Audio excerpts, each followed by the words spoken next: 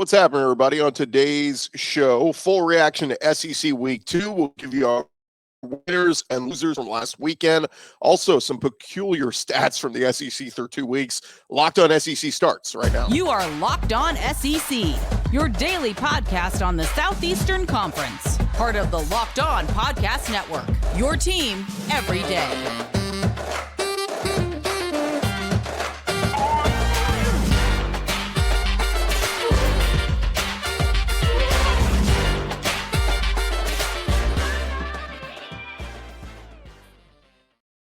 And what's happening, everybody? Welcome into Locked On SEC. It's great to have you guys along. This episode is brought to you by FanDuel Sportsbook, official sportsbook of Locked On. Make every moment more. Right now, new customers can bet $5 and get $200 back in bonus bets, guaranteed. Visit FanDuel.com/LockedOn to get started. I'm Chris Gordy. Thanks for making Locked On SEC your first listen every day. Remember, we're free and available wherever you get your podcasts and on YouTube, part of the Locked On Podcast Network, covering your team every day. We got plenty to jump into it. Let's do it. Let's get to our winners of the weekend. Winner. And now, your winners of the weekend. Real winners win. You know you looking at a winner, because I'm a winner. And I start with our first winner of the weekend, an unlikely candidate. How about wide receiver / return man Mekhi Muse for Georgia? He had 3 catches for 27 yards. That's fine. But it was his return game that really set it off. This game was tied 0-0 after the first quarter between Georgia and Ball State. And a lot of people going, what is going on with Georgia? Well, it was Muse's 69-yard punt return for a touchdown at the start of the second quarter that gave Georgia their spark plug in the game. The former walk-on sophomore has been a fun story throughout the first 2 weeks of the season.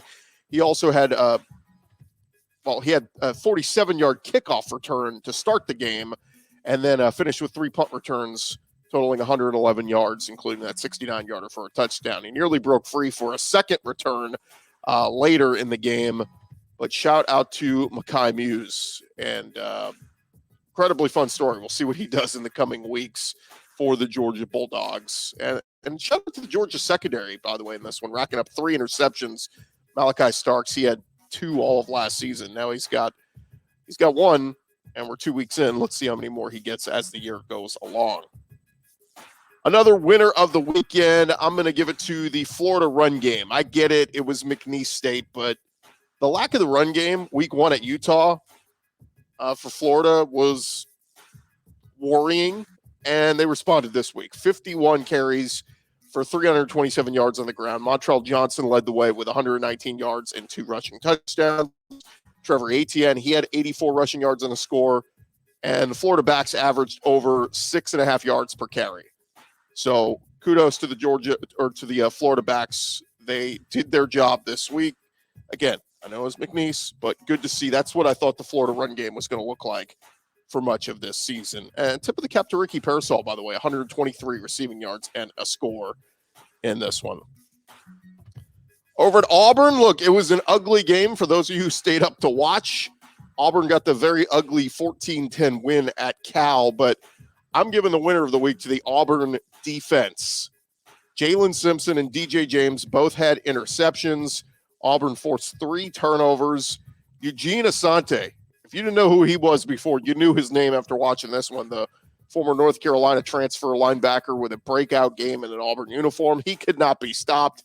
12 tackles to lead the team, 9 solo, a sack, 1.5 tackles for a loss, a pass defense. He was getting after it. In the secondary, Kyan Lee tipped a couple of passes. Donovan Kaufman had 8 tackles and a fumble recovery. Marcus Harris had a sack up front. Kudos to defense coordinator Ron Roberts. His crew really helped carry Auburn to this victory. They held Cal to just 4 of 18 on third downs and held Cal to just 270 yards of total offense. So Auburn defense, you're getting it done. The offense, we'll have more on you later, but the defense, you are a winner of the weekend. How about over at Mississippi State? Their defense also getting a winner of the weekend. They gutted out a 31-24 win in overtime against Arizona, but they held the Wildcats under 100 yards rushing, and they forced Arizona quarterback Jayden Daniels to throw 4 interceptions. Jet Johnson, he had 2 of them. Bookie Watson had 1 of them. Sean Preston had another. Just an incredible performance from that secondary and really the linebackers doing their job of forcing turnovers. Jet Johnson, he led the team with 11 tackles and a sack. And Watson, he had 10 tackles himself. It's the best linebacker duo in the SEC, maybe the country, when it comes to Bookie Watson and Jet Johnson. But kudos to the Mississippi State defense. Zach Arnett, defensive-minded head coach. It shows they were getting it done with their defense so far through the early weeks of the season. Next up, they got LSU. See what they do. Speaking of LSU, our next winner of the weekend, I'm going to give it to, I'm going to throw Jayden Daniels in here. I know they were playing Grambling, but Jayden Daniels had 5 touchdown passes, his first 5 touchdown pass game in his career. Now, he had a couple of 5 touchdown combined performances last year against Florida and Ole Miss, like 3 passing, 2 rushing, something like that. But this was his first game with 5 passing touchdowns. Jayden was a guy who was considered a Heisman contender before the season started. And look, that obviously took a hit losing to Florida State in week 1, but he is becoming more and more of a pocket passer, only using his running ability when he has to. And through 2 weeks, he has over 600 passing yards with 6 touchdowns, 1 pick, and 93 rushing yards. I'm curious to see what LSU does as this season goes along. If they can regroup, maybe run the table, Jayden Daniels could perhaps have a very special season. Maybe his name gets thrown back in there for some of the big postseason awards. But again, upgrading, but put up some good numbers. That was good to see after their disheartening loss in week 1. Another winner of the weekend, I'm throwing Ole Miss defensive end Jared Ivey in here. In a game where I felt like Tulane's offensive line really kind of pushed Ole Miss's defensive around a little bit at times. Tulane rushers ran for over 130 yards in this one. And I was looking for somebody to step up. And Jared Ivey did just that late in this one. He had 3 tackles, a sack, and a game-sealing fumble return for a touchdown in the final minutes. Senior defensive end, some big moments last season. He had a sack and a forced fumble in the Kentucky win last year. He had a big moment this week. Let's see what Jared Ivey does when the Rebels get into conference play. But kudos to him showing up and showing out in the win over Tulane. How about over at Tennessee? Winner of the weekend, I'm putting Aaron Beasley in here, the senior linebacker, an outstanding game in Tennessee's 30-13 win over Austin Peay.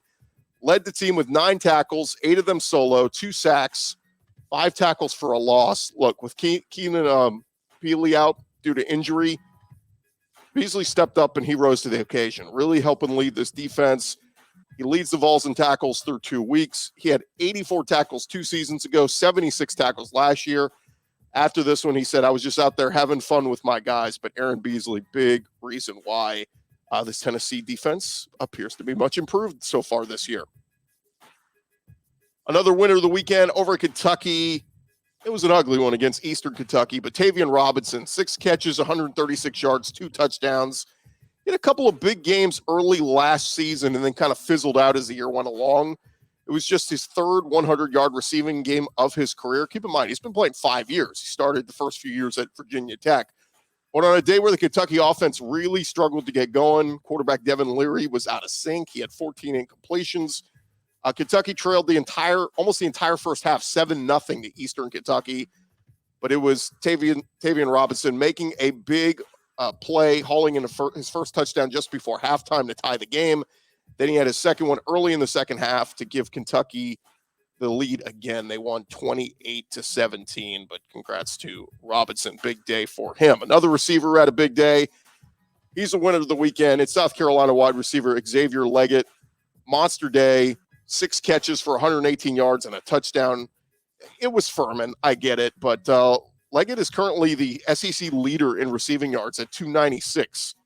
Really capitalizing, taking advantage of Juice Wells continuing to be out.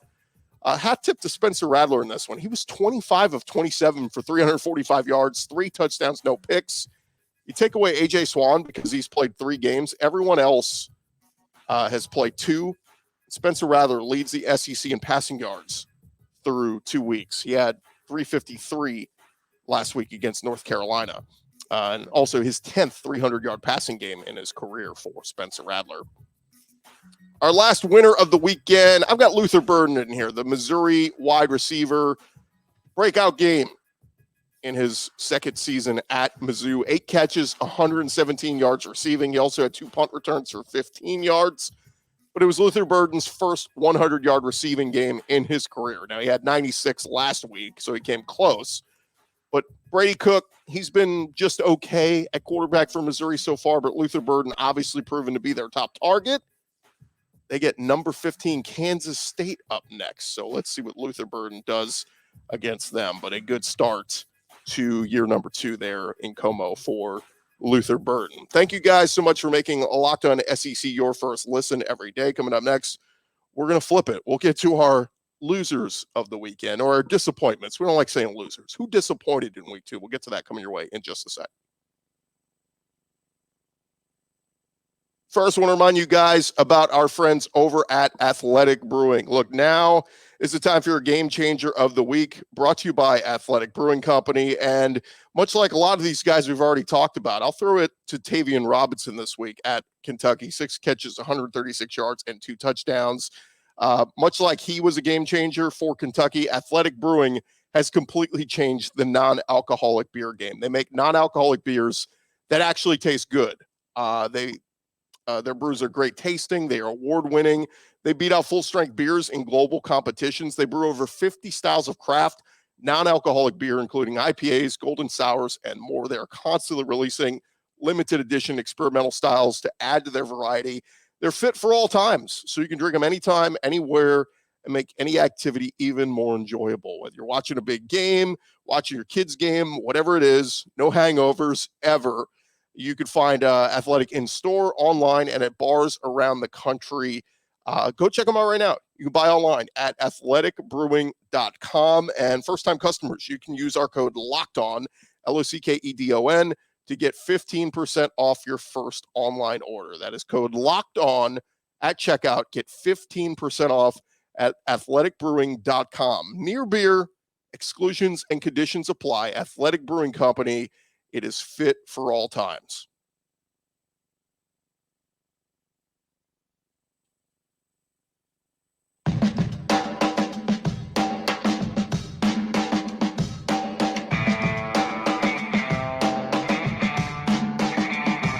Rolling along here, Locked On SEC. I want to remind you guys, college football season is here, and Locked On kicking off our coverage every Friday with the Locked On College Football Kickoff Live show. Each Friday, we are live 11 a.m. to 1 Eastern on every Locked On College YouTube channel.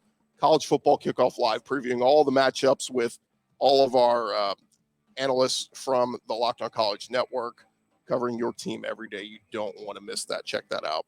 All right, let's get back into it, and let's discuss who disappointed in week 2 in the SEC. Who are our losers? Well, you probably already guessed it by now, but we're got to call out some folks. Let's start with the Alabama defense, as Alabama loses to Texas in Tuscaloosa. Look, I know Jalen Milroe getting a lot of the blame for Bama's 34-24 loss to the Longhorns, and yes, he does deserve a good bit of the blame. But I was more shocked at how soft Alabama's defense appeared to be. The secondary allowed Quinn Ewers to throw for 349 yards and 3 passing touchdowns in this one. Texas also rushed for over 100 yards on the ground. There were no Alabama interceptions and no Alabama sacks. When's the last time that happened? Feels like every week when Nick Saban coaches a team, they're either getting a pick or getting at least a sack. Dallas Turner, supposed to be that heir apparent to Will Anderson, through 2 games so far, 0 sacks for Dallas Turner. Paging Dallas Turner, please report to Tuscaloosa. In the secondary, you had guys like Terrion Arnold, Jalen Key, Kool-Aid McKinstry. They just got beat.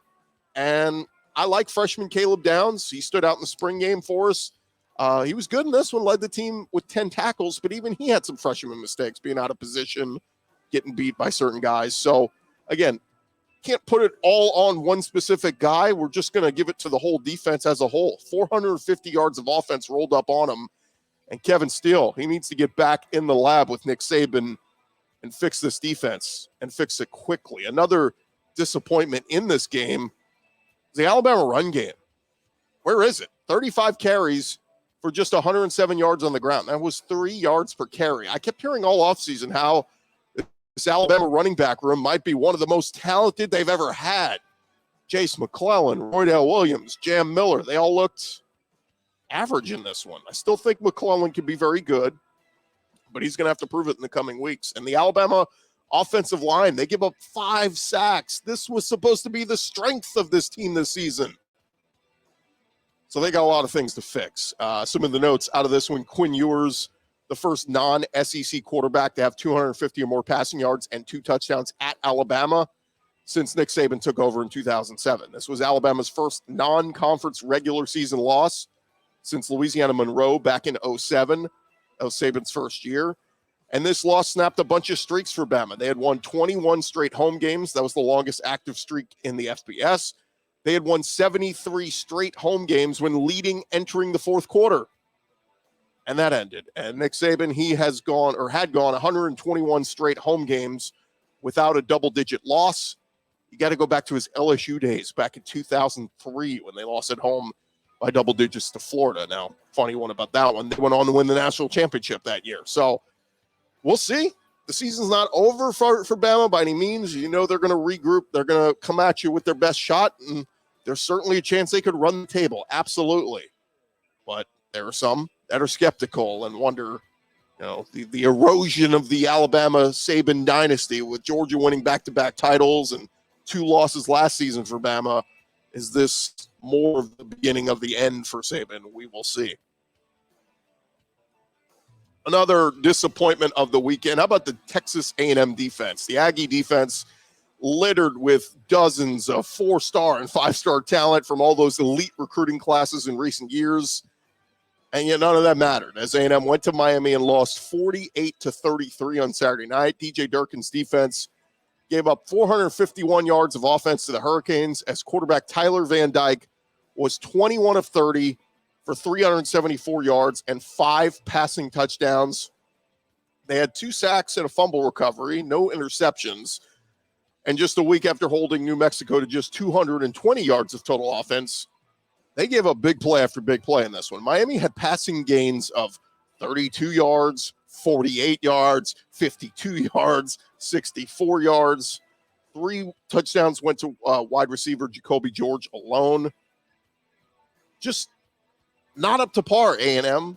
And I saw Peter Burns pointed this out on social media. He said, this just can't happen. He said Texas A&M has every single thing going for them, from facilities to recruiting, booster support, NIL, all of it. He said you just can't go into a near half-empty stadium in Miami and lose by double digits. It just can't happen. Interesting stat, through their first 62 games coached at Texas A&M, Kevin Sumlin, he was 43-19. Jimbo, 40-22. That's 3 games worse than Kevin Sumlin was at this point. The Aggies, they are 1-7 in their last 8 games against Power 5 teams, and they've had 7 straight losses on the road. Next up for A&M, it'll get a little bit better. They get Louisiana Monroe at home before they host Auburn in 2 weeks. They need to regroup and get ready for that one. Another disappointment of the weekend, I'm giving it to Arkansas's offense against Kent State. What was that? KJ Jefferson, just 13 of 19 for 136 yards passing, 2 touchdowns. No Rocket Sanders, I get it. They did run for 172 on the ground as a team, but that's just 300 yards of total offense against Kent State. What's going on over there, Dan Enos? We thought we were going to see, veteran quarterback. I get it. KJ Jefferson, this should have been one of those games where he had like 300 yards passing. Again, not having Rocket Sanders, I get it, but they have some viable other backs there, and they looked pretty decent when they ran the ball. I just don't know why that game was as close as it was against Kent State. But Arkansas, you got to regroup and see if they can do better here in the coming weeks. Another disappointment of the weekend, I'm going to go with the Ole Miss run game. I know Ole Miss beat Tulane on Saturday. That's what's most important. But what happened to that Ole Miss run game? One of the best running backs in the country, Quinshon Judkins, was held to just 48 yards on 18 carries. That is a 2.7 yard average. Ole Miss as a team had 35 rush attempts for just 89 yards. That Ole Miss O-line could not get a push against Tulane's defensive front. And through 2 weeks of the season against Mercer and Tulane, Quinshon Judkins has 108 rushing yards. This is a guy who had over 1,500 rushing yards a year ago. They get Georgia Tech next, and then it's a road trip to Alabama. I don't know if the rush numbers are going to get that much better here over these next couple of weeks. We will see. Another depress of the weekend. I'm going to be a little nitpicky here. I'm going to put Georgia's run game as well. Georgia beat Ball State 45-3, but as a team, Georgia had 28 rush attempts for just 99 yards. Nobody's really jumping out from that run game here the first couple weeks. Kendall Milton, he had just 7 carries for 18 yards. Roderick Robinson, he had 38 rush yards. Dylan Bell, a receiver, he had 28 rushing yards. And I know they've had some injuries back there, but Georgia seems to just be taking what they can get in the run game. I'm so used to Georgia just imposing their will on defenses with a dominant run game. We'll see what that run game looks like against South Carolina coming up this Saturday. Another depress of the weekend, the Auburn offense. Peyton Thorne, 9 of 14 for just 94 yards, 2 touchdowns, 1 pick. Jarquez Hunter was back out there, but he had just 53 yards rushing. Hugh Freeze and Philip Montgomery with just 230 total yards of offense. I have to go back and look. Was that one of the lowest outputs of offense from a Hugh Freeze coach team? They get a chance to fix those mistakes this week. They host Samford before they go to A&M.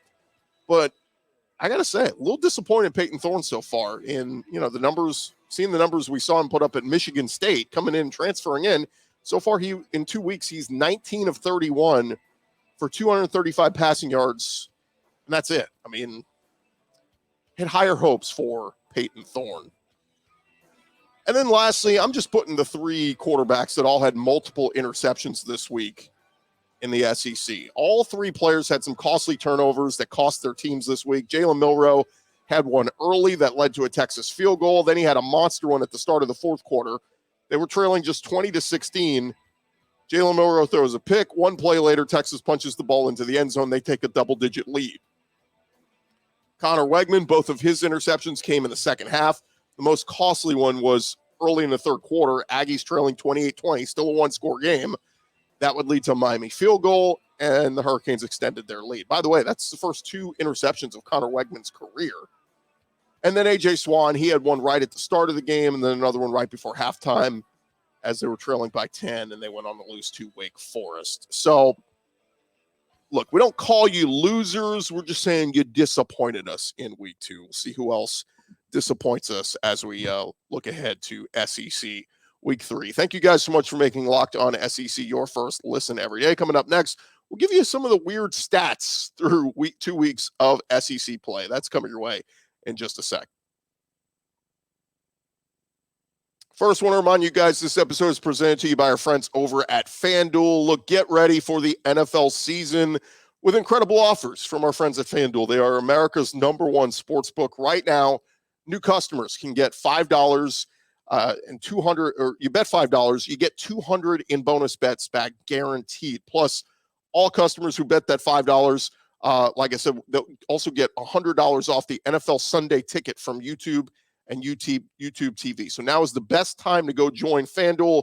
It's the app that is easy to use. You can bet on everything from spreads to player props and much more. Go visit FanDuel.com/lockedon and kick off the NFL season with an offer you do not want to miss. They are FanDuel. They are the official partner of the NFL. Go check them out today.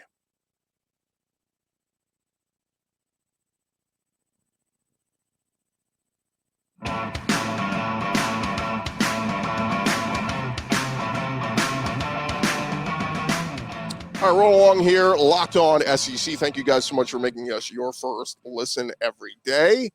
And shout out to our everydayers for coming back and checking us out every day. We'll have some shows throughout this week, getting you ready, preparing for SEC Week 3. We actually get some conference action this week, so we'll talk about that as the season goes along. I do want to discuss, some people asked, is the SEC down this year? Look, keep in mind, nothing is black and white. There's always a lot of gray. When we say the SEC is down, it still doesn't mean an Alabama or an LSU or even an A&M can't regroup and run the table.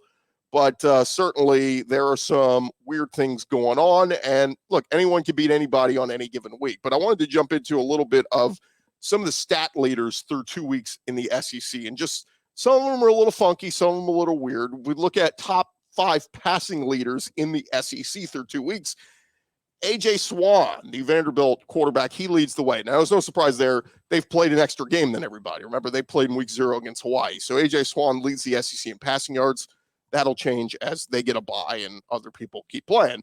But Spencer Rattler, number 2 in passing yards in the SEC right now.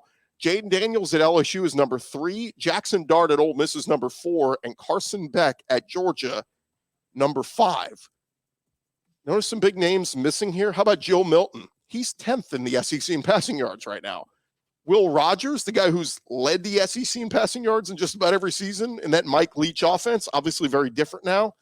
He's 11th on this list, and KJ Jefferson is 12th. I just, if you'd asked me before the season, hey, a couple weeks into the year, who do you think in the SEC is going to be among the top 5 passers in the SEC? I would have had Milton, Will Rogers, and KJ Jefferson on that list. How about rushing leaders? It's Woody Marks, Jaquavius Marks at Mississippi State. He leads the conference in rushing with 250 rushing yards. Tennessee's Jalen Wright is second with 233. Mizzou's Cody Schrader is third with 222. Kentucky, former Vandy running back Ray Davis, he is fourth with 164. And the other Vols running back, Jabari Small, he has 162. He's fifth. So you got 2 Tennessee running backs, are top 5 leading rushers in the SEC right now. But how about some people we thought would be higher on this list? Well, you got to start with the 2 best running backs in the conference. Quinshon Judkins, he's 12th in the SEC in rushing yards with 108. Rocket Sanders, he missed this week. He's 28th on this list. We'll see how much more time he misses. And Jase McClellan at Alabama, everybody thought he was going to be a stud. He's 19th currently, just 84 rushing yards through the first 2 weeks of the season. Receiving yards, it is South Carolina wide receiver Xavier Legette first with 296. A&M's Evan Stewart is second with 257. LSU's Brian Thomas, found that interesting. He's third with 220. He had that big drop against Florida State late in that game. Imagine if he catches that one. He would have, he'd probably be number 1 on this list. Vanderbilt's Will Shepard, he's fourth with 217. And Florida's Ricky Parasol, he's fifth with 215. So who's missing from this top 5 list? Well, Luther Burden, he's 7th. Malik Neighbors at LSU, remember him? He's supposed to be the all-SEC first-team wide receiver. He's 12th currently in the conference with 154 yards receiving. Jermaine Burton is 15th. Ramel Keaton, he's the top Tennessee receiver right now. He's 16th on this list. And how about Brock Bowers? 31st in the SEC in receiving yards right now with just 81. Brock Bowers had just 1 catch for 3 yards this week. What's going on at Georgia? Some funky things there through the first couple of weeks. I get it. They're not playing anybody yet, but they get South Carolina this week. I expect Brock Bowers bounce back, have a big week against the Gamecocks. Just a few defensive categories before we get out of here. Interception leaders, Jet Johnson at Mississippi State, DeRicky Wright at Vandy, and Jalen Simpson at Auburn all lead the conference with 2 picks apiece. And your sack leaders, how about 2 guys from Tennessee, Tyler Barron and James Pierce, each lead the conference with 3 sacks apiece. Vandy's C.J. Taylor also has 3 sacks. And then your tackling leaders in the conference, Vandy has linebackers C.J. Taylor and Langston Patterson up there. And then we've got Arkansas linebacker Jaheim Thomas, Kentucky linebacker Trevin Wallace, and Florida linebacker Shamar James. So those are your tackle leaders in the conference through the first 2 weeks. Again, a lot of the stuff can change. We did a show last year in week 2 with Chris Marler running through some of the weird, funky stats 2 weeks into the season. By the time we get 4, 5, 6 weeks in, a lot of this stuff's going to change. A lot of the stuff is going to flip, but man, just kind of interesting that a lot of the guys we expected to be high on these lists right now are not. We will see a lot of way to go here in the SEC. Thank you guys so much for making Locked On SEC your first listen every day. Again, shout out to our everydayers. Come on back tomorrow on the show. We'll recap all the news going on around the conference, all the big takeaways from those Monday press conferences as we get ready for SEC Week 3. I'm Chris Gordy. This has been Locked On SEC. Thank you guys so much for making us your first listen every day. We'll talk to you guys tomorrow. Come on back right here on Locked On SEC.